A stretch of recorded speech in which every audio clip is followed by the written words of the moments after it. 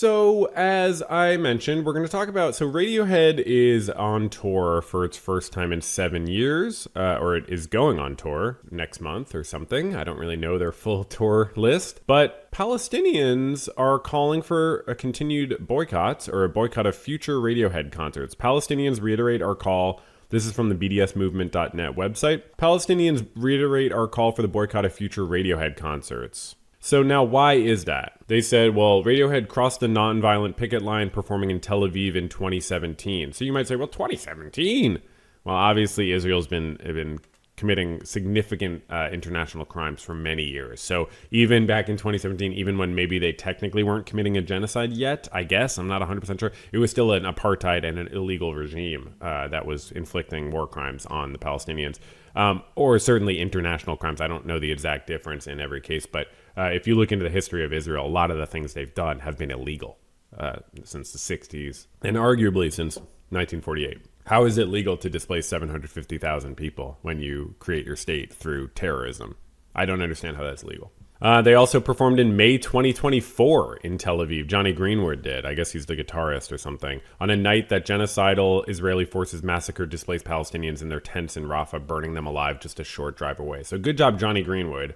Super cool for you to do that. And then they performed there again in March 2025. He's playing with, I guess, this person who entertains genocidal Israeli forces between these massacres. So Johnny Greenwood seems like a full-on genocide supporter based on the fact that he would perform even in 2024 and 2025. Unbelievable. In Israel, I mean. And then to try to do, I didn't actually realize that background. I didn't realize that Thom Yorke's statement was with that background. But then Thom Yorke tried to do damage control by putting out a statement, okay? And so he put out this statement, and this was back in May. And, it's one of those things that's very, people really have different perspectives on it. Because I believe my sense was it's liberal Zionism. But let's look into it first. This is his full statement, okay? And I'd like to look at it and tell you my opinion. I've read, just the beginning. I haven't read it. I'm not, I'll start by saying I like Thom Yorke, obviously. You know what I mean? I like Thom Yorke. I like his music. I don't know anything about him, but I like Radiohead, and I like one of his solo projects was really good. But Radiohead's really sick and has a lot of really great music. What was his? He had a solo project that I really enjoyed too. But I do find it's a little bit repetitive, like the way he sings and stuff, and it becomes a little bit boring. But obviously he's a legend, and so I have a lot of respect for him as an artist. But I do have to say, this genocide is actually so fucked up that you need to be really, really clear with your stance on it. I'm actually working on a video about critical thinking that touches on things related to that. Okay. Let's read Tom's statement. So it starts, some guy shouting at me from the dark last year when I was picking up a guitar to sing the final song alone in front of 9,000 people in Melbourne didn't really seem like the best moment to discuss the unfolding humanitarian catastrophe in Gaza. So already a problem. It's fine. He's an artist, so he's starting with this image and this description. Sure, I get that. But calling it a humanitarian catastrophe is already a problem. That's what you call a hurricane. I mean, that's what you call something when, if there is someone to blame, that should probably be highlighted when you're talking about people being hurt. Otherwise, you're hiding the fact that there is someone inflicting that harm. So this does take away the agency from the Zionist ethno state of Israel when you call it just a humanitarian catastrophe. I'm not trying to be nitpicking, but I'm sorry, but that's how it reads. Yorke goes on, afterwards I remained in shock that my supposed silence was somehow being taken as complicity. Welcome to the fucking 21st century, Thom Yorke. Are you kidding? You're in shock that your silence was seen as complicity? Have you ever heard the expression silence is complicity or silence is violence? It's kind of a common thing. This is after 2020. You saw how everyone talks about protesting for black people's rights in the US. You definitely see that silence is seen as complicity in a lot of different areas. I know he's not from the US, but the dude fucking pays attention to what's going on in the world. oh my God, I remained in shock that my supposed silence was somehow being taken as complicity. So he won't even admit he was silent, right?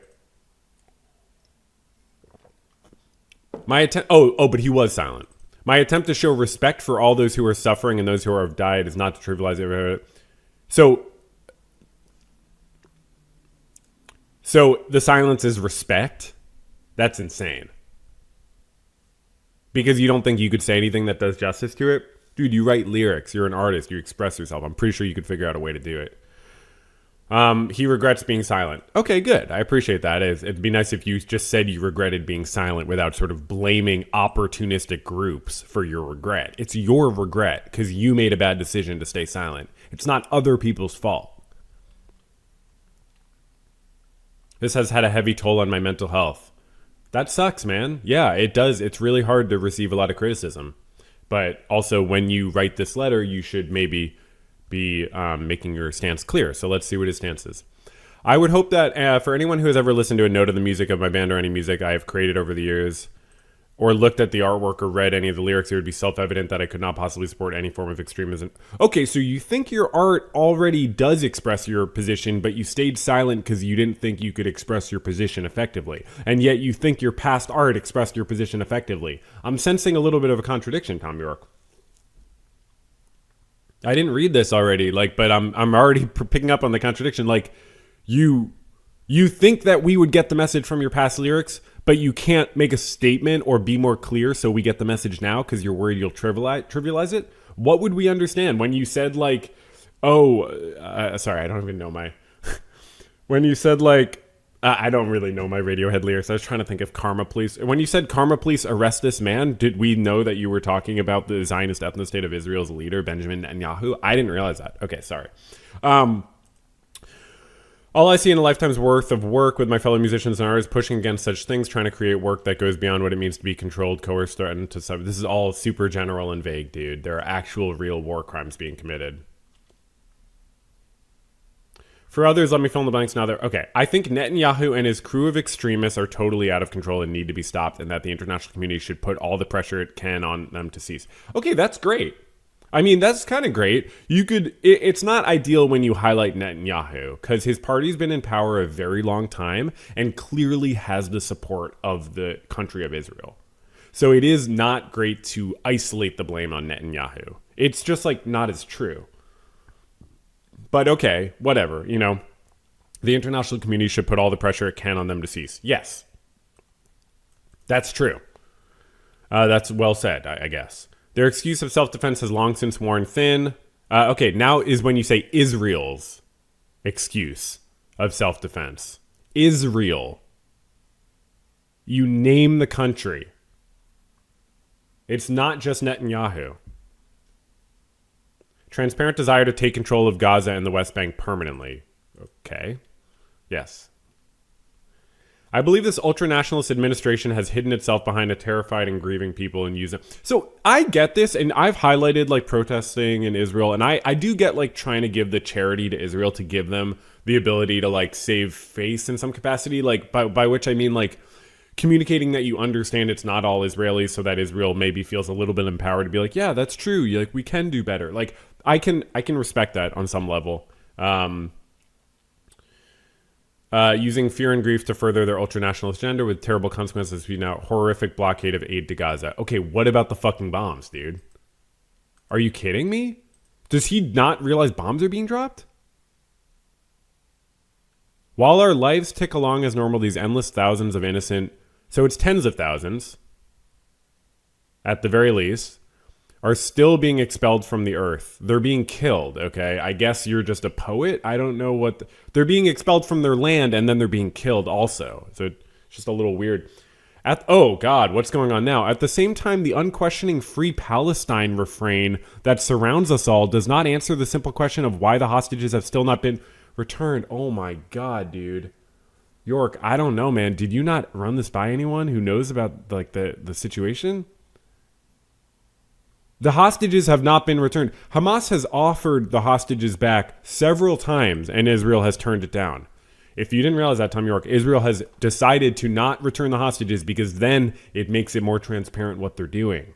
Unquestioning Free Palestine refrain. How are we supposed to be questioning Free Palestine? We're supposed to question Free Palestine because Hamas hasn't returned the hostages for nothing?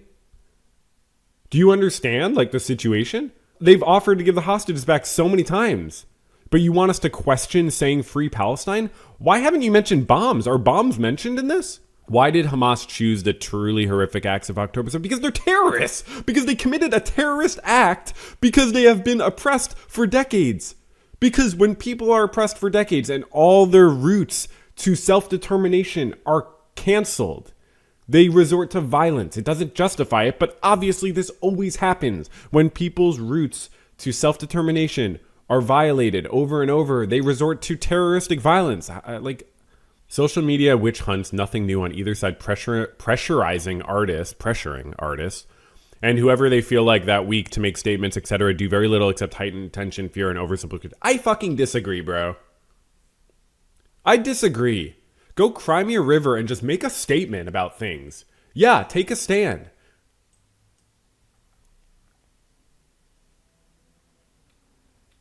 This kind of deliberate polarization does not serve our fellow human beings and perpetuates a constant us versus them mentality. Yeah, fuck you, dude. How much are you gonna? How many words are you gonna devote to the social media pressure you felt? Unbelievable. Imagine your entire family had to move because, like, all your neighbors have been murdered, and then you're like several of your siblings. What about that pressure?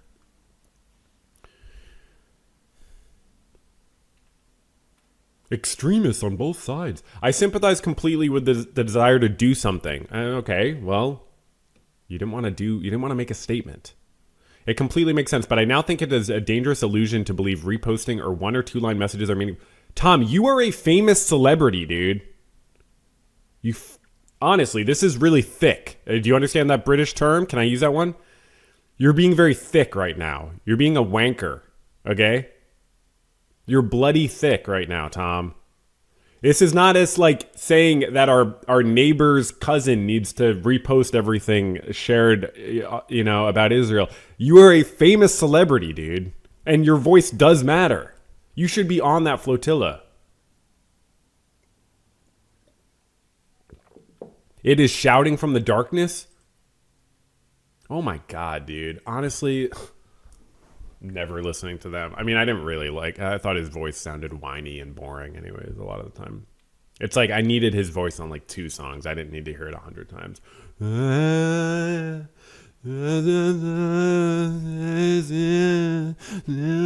Yeah, this is how he would write a statement when he sings like that. But what is the alternative? I can't answer that easily. Yeah, you did, actually. It's the international pressure thing. And you're part of that, dude. I do know in communities across the globe the subject is now dangerously toxic, and we are in uncharted waters. No, dude, it's just a genocide taking place, like always. We have all written here, and no way, what I've written here will no way satisfy those who choose to target myself. I'm not satisfied. I don't know who's targeting you, you fucking victim. But, like, I am picking holes because you did a bad job, dude. You didn't even mention, like, the bombs being dropped. You framed it as if there are extremists on both sides rather than a structural power indifference between a settler colonial state funded for decades by Western imperial powers against people who have been displaced for generations and obviously have a shitty government leading them because they've been denied other self-determination. They haven't even been able to vote in Israel for like 15 years. And they're subject to the laws of Israel. So it's not like a both sides situation. I've written this in the simple hope that fucking capitalize your eyes, dude. What is this? It's a fucking letter about a genocide. Capitalize your fucking pronouns. Oh, I'm Thom Yorke. I don't capitalize my eyes because I'm just a little guy. I'm just a little victim. Oh, in the simple hope that I can join with the many millions of others praying for this suffering, isolation, and death to stop. Dude. Again, taking the agency away from the Zionist ethno-state of Israel committing violence. The suffering, isolation, and death to stop. I hope the death stops. I hope the death stops. Okay, but in a less angry way, that's a good example of liberal Zionism. So that is liberal Zionism. You put the blame on Netanyahu. You don't talk about the history of Israel. You don't talk about the Nakba. You don't talk about the past times that Palestinians have protested peacefully over and over and over and been murdered and had children sniped and had disabled people murdered, sniped by Zionist ethno-state agents. You don't talk about that. You just try to frame things without blaming Israel too much, and you blame Netanyahu, and then you just talk about how you're a victim on social media and people should feel bad for making you feel bad. No, you actually should become an adult and stand on your responsibility as a famous person. Yes.